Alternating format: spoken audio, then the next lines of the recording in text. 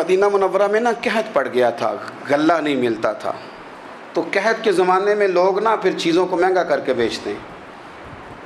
ہمارے ہاں ایک طرف چینی کی لائنیں لگی ہوتی ہیں اور دوسری دفعہ چھاپا پڑتا ہے، پورے کے پورے گودام بھرے ہوئے نکل آتے ہیں، لوگ مصنوعی قلت پیدا کر دیتے ہیں۔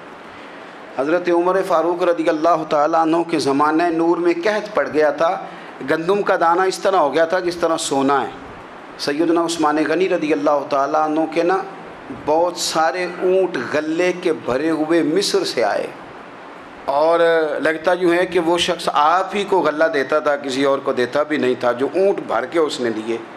تو مدینہ منورہ کے اندر جب وہ مال پہنچا نا، آپ کو بتانا یہ چاہ رہا ہوں کہ ساری تجارت بندوں سے نہیں کرنی چاہیے، کچھ اللہ سے بھی کرنی چاہیے۔ رب سے جو بندہ تجارت کرتا ہے وہ بڑا کامیاب ہوتا ہے۔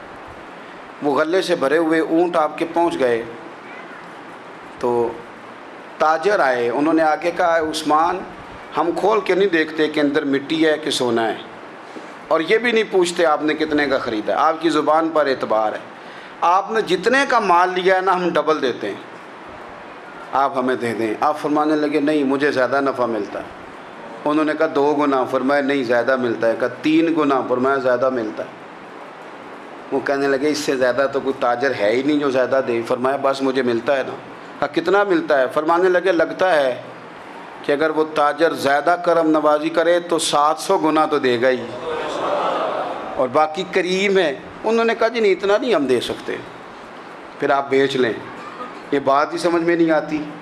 لوگ چلے گئے تو حضرت عثمان غنی مال اٹھا کے مسجد کے دروازے پہ لے گئے، جا کے کہنے لگے اے عمر اعلان کر دیں جس غریب کو گندم کی ضرورت ہے، آسانی کے دور میں نہیں دقت کے دور میں، جب لوگوں کو مل نہیں رہی چیز، جس کو ضرورت ہے وہ آئے اور آ کے لے جائے۔ جب جناب عثمان غنی کے اس غلے کا اعلان ہوا تو تاجروں کو اب مسئلہ سمجھ میں آیا کہ یہ 700 گنا کو بندہ نہیں دے رہا، یہ رب کریم عطا فرما رہا ہے۔